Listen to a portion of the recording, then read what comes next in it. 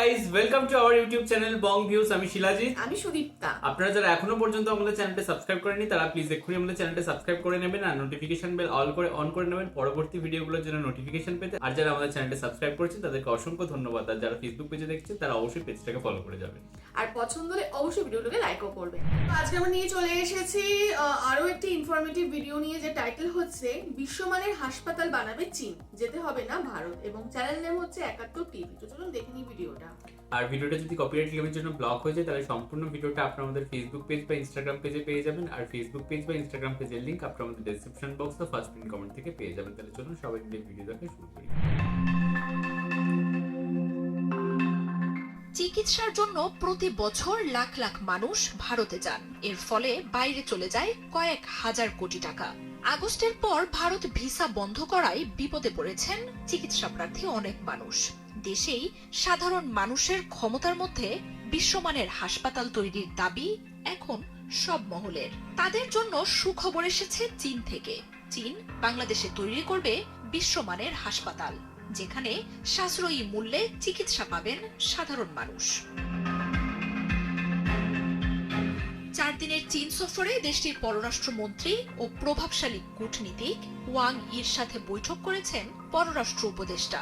বাংলাদেশের অনুরোধে চীনের পররাষ্ট্রমন্ত্রী ওয়াং ই বাংলাদেশি রোগীদের চিকিৎসার জন্য কুনমিংয়ে 3 থেকে 4টি স্বীকৃত হাসপাতাল বিশেষভাবে বাংলাদেশের মানুষের জন্য নির্বাচন করার কথা জানান। বাংলাদেশ চীন কূটনৈতিক সম্পর্কের 50 বছর পূর্তি উপলক্ষে শুভেচ্ছার নিদর্শন হিসেবে ঢাকায় বিশেষায়িত চীনা হাসপাতাল প্রতিষ্ঠার বাংলাদেশের প্রস্তাবকেও স্বাগত জানান তিনি।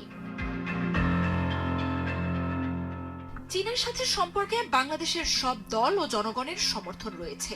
চীন সফরে এমনটাই তুলে ধরেছেন বাংলাদেশের পররাষ্ট্র উপদেষ্টা তৌহিদ হোসেন। সেখানেই চীনের পররাষ্ট্রনীতিতে বাংলাদেশ কতটা গুরুত্বপূর্ণ সেটা সরকারের পক্ষ থেকে তুলে ধরেন চীনের পররাষ্ট্রমন্ত্রী। দুই দেশের গুরুত্বপূর্ণ এই বৈঠকে দ্বিপাক্ষিক সম্পর্ক, ঋণের সুদ ছাড়, বাংলাদেশিদের জন্য বিশেষ হাসপাতাল নির্মাণের মতো বিষয়গুলো উঠে আসে। এদিকে ভারতের সাথে সম্পর্কের টানাপোড়েনের মধ্যেই পররাষ্ট্র উপদেষ্টার চীন সফর এবং বৈঠকের ঘোষণা ফলাও করে প্রচার করছে ভারতের শীর্ষ সারির গণমাধ্যমগুলো।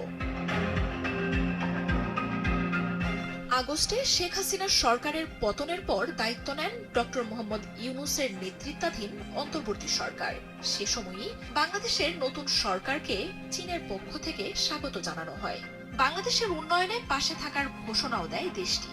অন্তর্বর্তী সরকার দায়িত্ব নেয়ার পর বাংলাদেশের পররাষ্ট্র উপদেষ্টাকে চীন সফরের আমন্ত্রণ জানান দেশটির পররাষ্ট্রমন্ত্রী।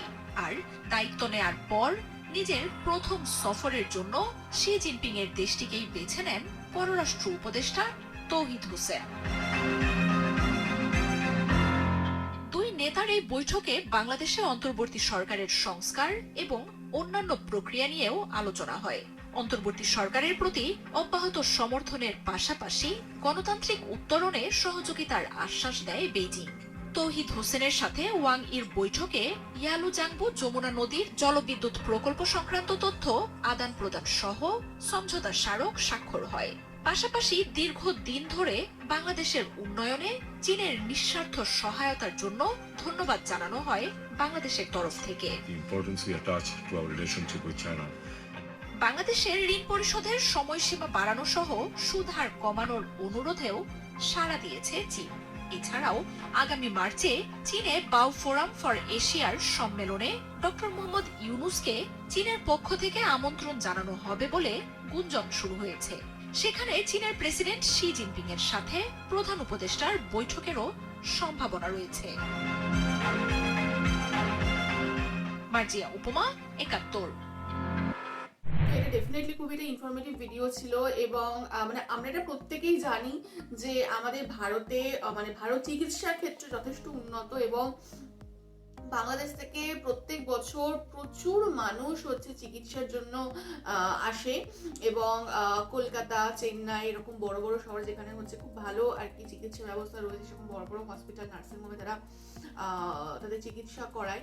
এবং সেই জন্য খুব সত্যি কথা এটা তো ডেফিনেটলি যে তাদের অনেক মুদ্রা ব্যয় হয়, এবং আমাদের বৈদেশিক মুদ্রা অর্জনে তো সেটা আমাদের জন্য প্রফিট। তো বাট তারা এখন সবকিছুতে একটা মানে আত্মনির্ভরশীলতার যে ব্যাপারটা এসে এবং তারাও চাইছে এবং সেখানকার দেশের মানুষদেরও এটা দাবি যে তাদের নিজেদের দেশেই যেন তারা এই সমস্ত সুযোগ সুবিধা পায়, যে তাদের অন্য দেশে না ছুটে যেতে হয় বা স্পেশালি ভারতে না আসতে হয়। এবং সেই দিক থেকে তারা চীনের সাথে একটি বৈঠক করেছে এবং এটা চুক্তি বলতে পারি যে এরকম হয়েছে। এবং চীন থেকে বাংলাদেশে 3 থেকে 4টে এরকম হাই কোয়ালিটির আর কি বা বিশ্বমানের আর কি চিকিৎসা ব্যবস্থা যেরকম হতে পারে সেই রকম আর কি কিছু হসপিটাল তৈরি হবে, তো আশ্বাস দেওয়া হয়েছে। তো ব্যাপারটা কিন্তু যথেষ্টই পজিটিভ, বাংলাদেশের জন্য যথেষ্ট ভালো। তাদের অতিরিক্ত পয়সা খরচ হবে না, কারণ বিদেশে তাদের যেতে হবে না, তারা নিজেদের দেশে নিজেদের কমফর্ট জোন অনুযায়ী কিন্তু তারা তাদের বেস্ট ট্রিটমেন্টটা পাবে। এটা কিন্তু খুব ভীষণ ভালো বিষয় এবং সর্বোপরি বাংলাদেশের অর্থনীতির জন্য খুব ভালো বিষয় এটা।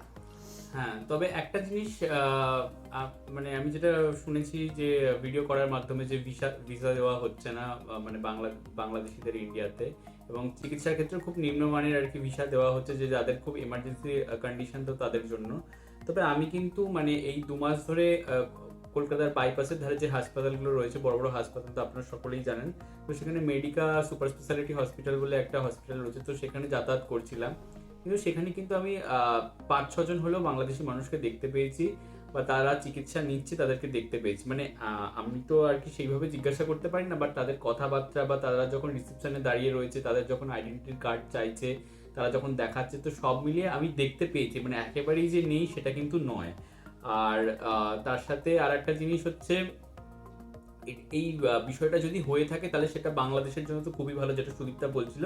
তবে এখানে মানে বাংলাদেশ যদি সেই উন্নত মানের চিকিৎসা ব্যবস্থাটা পায় সেটা তো বাংলাদেশি জনগণের জন্য খুব ভালো, কিন্তু আবার এইটা যেন না হয় যে চীন হাসপাতাল তৈরি করে দিচ্ছে বলে তাদেরকে আর কি স্পেশাল কিছু ফেসিলিটি দিতে হবে বা স্পেশাল কিছু তার বিনিময় দিতে হবে, বা সেখান থেকে একটা মানে ট্যাক্স কালেক্ট করবে বা সেটা ঋণ দিচ্ছে, সেটা মানে উচ্চ সুদ হারের ঋণ দিচ্ছে, সেই বিষয়গুলো যাতে না হয়, তাহলে কিন্তু আবার উল্টো দিক থেকে আবার বেরিয়ে যাবে বিষয়টা। তো সেটা যেন মানে যে সমস্ত মানে মেডিকেল টুলস বা ইনস্ট্রুমেন্ট ইউজ করা হবে সেগুলো যেন ঠিকঠাক কোয়ালিটির হয়, এটাও কিন্তু একটা ম্যাটার করছে। কারণ হচ্ছে এখানে যেটা বলা হলো যে বাংলাদেশের সাথে যে চীনের 50 বছরের আর কি বন্ধুত্বপূর্ণ সম্পর্ক এবং নিঃস্বার্থভাবে চীন প্রথম থেকেই বাংলাদেশকে হেল্প করে আসছে, তো এই বিষয়টাও যেন নিঃস্বার্থভাবেই রয়ে যায়, কারণ হচ্ছে এটা মানুষের জীবন এবং মানুষের কোথাও কি হেলথের একটা ইস্যু, তো এখানে যেন কোনো লাভ বা ওই বিষয়টা না দেখা হয়। একদমই তাই। তো যাই হোক, ডেফিনেটলি ভিডিওটা ইনফরমেটিভ ছিল। আমাদের ভিডিও যদি আপনাদের ভালো লেগে থাকে অবশ্যই লাইক করবেন এবং এই বিষয়ে আপনাদের কি মতামত বা আপনারা বিষয়টাকে কিভাবে দেখছেন, তো সেই সমস্ত অবশ্যই আপনারা কমেন্ট বক্সে জানাতে পারেন। এবং আমাদের ভিডিও যদি ভালো লেগে থাকে অবশ্যই আমাদের চ্যানেলটাকে সাবস্ক্রাইব করে যাবেন। আর সাবস্ক্রাইব বাটনের পাশে জয়েন বাটন পেয়ে যাবেন, সেখানে কিছু ফেসিলিটিস দেওয়া থাকে, চাইলে আপনারা চেক করতে পারেন। আর আমাদের যে ফেসবুক আর ইনস্টাগ্রাম পেজ রয়েছে সেখানে আপনারা ফলো করতে ভুলবেন না, লিংক ডেসক্রিপশন বক্সে পেয়ে যাবেন। আর আমাদের সাথে কানেক্টেড থাকার জন্য আমাদের যে ফেসবুক গ্রুপটা রয়েছে সেখানে আপনারা জয়েন করে আপনাদের মনের মতো সমস্ত কিছু পোস্ট করতে পারেন, তার লিঙ্কও ডেসক্রিপশন বক্সে দেওয়া রয়েছে। আর আমাদের যদি আপনারা পার্সোনালি পছন্দ করে থাকেন আমাকে শিলাজিৎ ওকে সুদীপ্তা হিসেবে, তাহলে আমাদের পার্সোনাল ফেসবুক আর ইনস্টাগ্রাম সাইটে ফলো করতে পারেন, তার লিঙ্কও ডেসক্রিপশন বক্সে পেয়ে যাবেন। তো দেখা হচ্ছে পরবর্তী ভিডিওতে, আজ এ পর্যন্তই, টাটা। নমস্কার।